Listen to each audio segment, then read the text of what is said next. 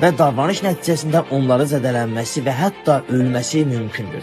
Bu, bəzi insanlarda baş ağrısı və keyləşmə kimi simptomlara səbəb olan biokimyəvi fırtına yaradır.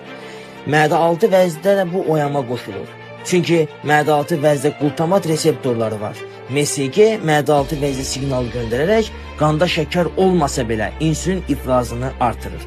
Bu isə qan şəkərini süni şəkildə aşağı salır və adam yenidən aç hiss edir. Bu proses piyələnməyə aparan gizli mexanizmdir. Glutamat ən çox istifadə olunduğu yerlərdən biri də gözün retina qatırır. Amma hər şeyin artığı kimi glutamatın da artığı zərərlidir. Yüksək doza MSG retina hüceyrələrinin həddindən artıq stimullaşmasına və incəlməsinə səbəb ola bilər.